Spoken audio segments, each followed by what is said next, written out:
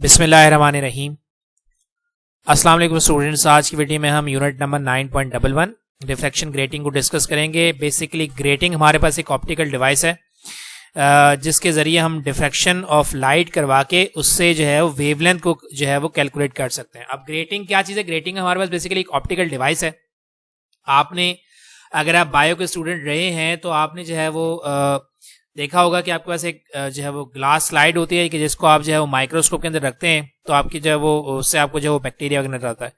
तो ग्रेटिंग भी इसी तरह की एक स्लाइड होती है, ग्लास स्लाइड के, जिसके अंदर हम लोग जो है नंबर ऑफ लाइंस को रूल्ड करवाते हैं, यानी कि उसके अंदर लाइन लगा के उसके अंदर जो है वो स्लिट बना देते हैं।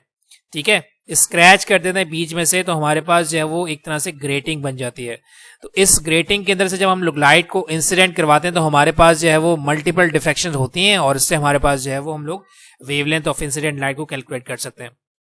तो इस टॉपिक को हम लोग जब स्टार्ट करते हैं, देखिए, in order to measure the wavelength of light accurately with a practical instrument a diffraction grating often used. Diffraction grating को जो है वो अक्सर यूज किया जाता है।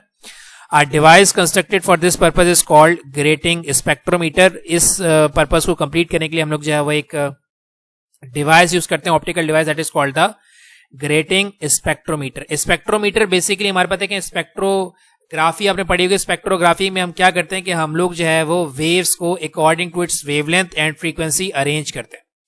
ठीक है, that is called the spectrometer. तो ग्रेटिंग स्पेक्ट्रोमीटर मीटर हमारे पास बेसिकली क्या चीज है कि एक ऑप्टिकल डिवाइस है ग्रेटिंग के, जिसके जरिए हम लोग जो है वो वेवलेंथ ऑफ लाइट को जो है वो मेजर कर सकते हैं। अब ग्रेटिंग क्या चीज है? अब देखिए, यहाँ पर मैं आपको ये डायग्राम दिखा रहा हूँ। ये बेसिकली हमारे पास जो है वो ग्रेटिंग है। अ ग्रेटिंग इज बेसिकली ग्लास और plastic plate of 2 to 3 centimetre in length and 2 to 3 millimetre in thickness. यानी कि इसकी लेंथ जो है वो 2 to 3 सेंटीमीटर होती है और इसकी थिकनेस जो है वो 2 to 3 मिलीमीटर होती है। On which large number of parallel equally spaced slits of the same width are ruled। जैसे आपके पास ये जो है ये ग्लास प्लेट है। अब इस ग्लास प्लेट के ये जो ब्लैक कलर की लाइन नजर आ रही है ना, ये ब्लैक कलर की लाइन हम लोगों ने क्या की है, इसके अंदर इससे स्लिट्स बनाई हुई, यानी कि बीच में से स्क्रैच किया हुआ है। तो ये ब्लैक कलर की एक स्लिट बन गई, फिर ये ब्लैक कलर की स्लिट बन गई, फिर ये स्लिट बन गई। तो ये तमाम हमारे पास जो ब्लैक कलर की नजर आ रही है ये हमारे पास क्या है, स्लिट्स हैं। अब स्लिट्स के बारे में हम यहाँ पर ये कह रहे हैं कि स्लिट्स जो हैं वो तमाम की तमाम इक्वली स्पेस्ड स्लिट्स हैं और तमाम की विड्थ भी क्या है, सेम है। A grating can be made by scratching parallel lines on a glass or plastic plate with special techniques। Grating जो है वो बनाई जाती है कैसे कि हम लोग जो पैरेलल लाइन स्क्रैच करते हैं ग्लास के ऊपर, यानी कि ग्लास के ऊपर हम लोग जो पैरेलल लाइंस बना के उसके अंदर से लाइट को पास आउट कर देने के स्लिट बना देते हैं on a glass or plastic plate with special techniques। The spaces between the each scratch are transparent to light। यानी कि स्क्रैच जो है वो ट्रांसपेरेंट बनाया जाता है जिसके अंदर से लाइट जो है वो पास आउट हो जाती है and hence act as a separate slit. तो देखें, ये जो हमारे पास ग्लास मतलब जो ग्रेटिंग बन रही है, इस ग्रेटिंग के अंदर नंबर ऑफ स्लिट्स नजर आ रही है आपको। ठीक है, तो ये हमारे पास क्या है, ग्रेटिंग के, जिसके जरिए हम लोग जो है वेवलेंथ ऑफ लाइट को कैलकुलेट कर सकते हैं। अब हम लोग चलते हैं आगे इसके जो है वो इस वर्किंग के अंदर देखें, ये हमारे पास जो देखें ये एक स्लिट है, ये दूसरी स्लिट है, ये तीसरी स्लिट है, ये चौथी स्लिट है और ये पांचवी स्लिट है। अब वेवलेंथ जब इसके अंदर जब मतलब लाइट का जो है एंटर आप करवाओगे तो देखें, एक लाइट का हमारे पास ये वाला वेव फ्रंट आ रहा है, एक लाइट का हमारे पास ये वाला वेव फ्रंट आ रहा है, एक लाइट का हमारे पास यहां से वेव फ्रंट आ रहा है, एक ये वेव फ्रंट आ रहा है और एक ये वेव फ्रंट आ रहा है। ठीक है, तो देखिए यहां मैं क्या कह रहा हूं, parallel beam of monochromatic light falls on the grating sends out wave from each slit. यानी कि जितने भी आपके पास जो है वो यहां से हमारे पास जो है वो वेव्स आ रही हैं, वो क्या करें, हमारे पास जो वेव फ्रंट को इमिट आउट कर रही हैं अलॉन्ग सर्टेन डायरेक्शंस। मुख्तलिफ डायरेक्शन में हमारे पास जो वेव फ्रंट बनेंगे तो हम जो है वो एक खास किस्म की डायरेक्शन में जो है वो वेव फ्रंट्स को कंसीडर कर रहे हैं। Waves from adjacent slits are in phase and reinforce each other. ठीक है, यहां पर हम लोग बता रहे हैं कि हमारे पास जो है वो अगर ओ पॉइंट के बारे में देखूं तो ओ पॉइंट के बाद बी से भी मेरे पास रे का डिस्टेंस सेम होगा, यहां से जो रे मेरे पास आएगी उसका भी डिस्टेंस सेम होगा। अगर ए से मैं देख रहा हूं और ये लास्ट वाली से देख रहा हूं, यहां से भी मेरे पास क्या होगा, डिस्टेंस सेम होगा।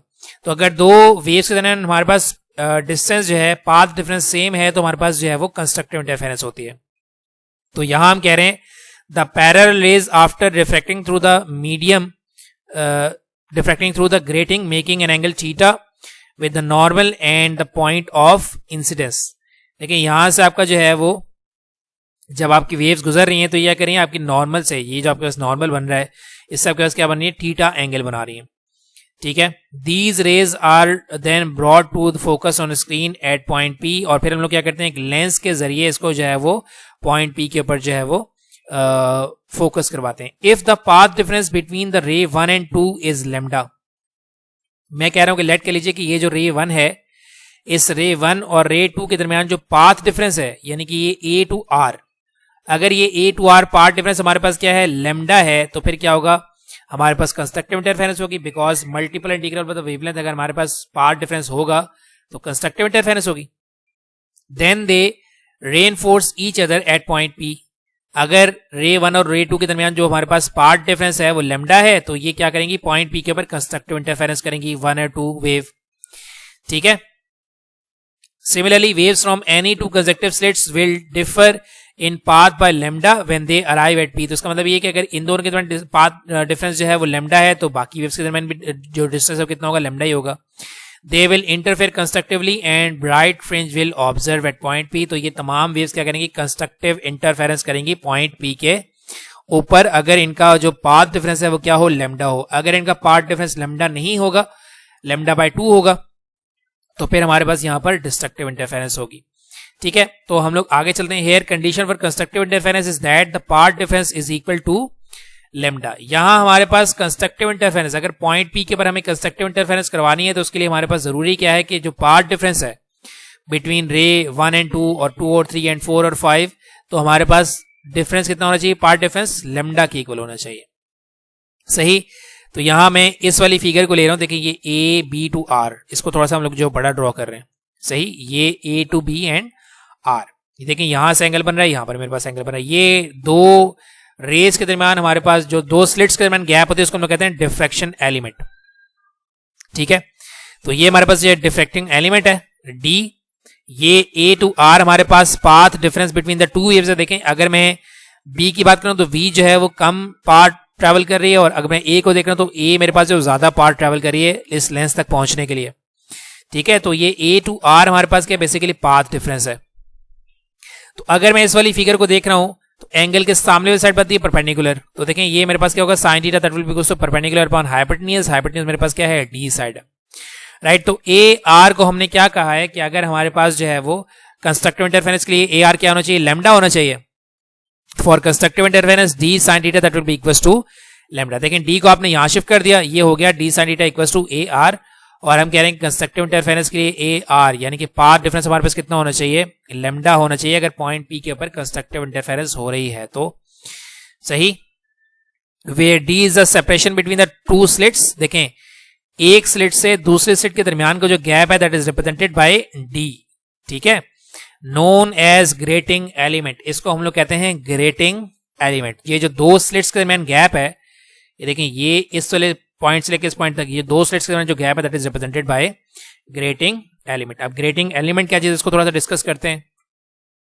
देखें grating element is obtained by dividing the length of the grating divided by the total number of line ruled on it. अगर आपने ग्रेटिंग एलिमेंट निकालना है यानी कि दो स्लिट्स के दरमियान गैप निकालना है तो उसके लिए हमारे पास एक जनरल फॉर्मूला है दैट ये हमारे न्यूमेरिकल्स में भी कम आएगा, that grating element is equal to length of grating, यानी कि 1 सेंटीमीटर है, 2 सेंटीमीटर है, 3 सेंटीमीटर, जितनी भी हमारे पास टोटल लेंथ है ग्रेटिंग की, that total length of grating divided by total number of lines ruled on it, यानी कि अगर 1 सेंटीमीटर है और 100 लाइंस हैं तो फिर हमारे पास जो है वो ग्रेटिंग एलिमेंट उसके अकॉर्डिंग आएगा। अगर 2 सेंटीमीटर और 200 लाइंस हैं या 300 लाइंस हैं तो उसके अकॉर्डिंग हमारे पास जो है वो ग्रेटिंग एलिमेंट आएगा।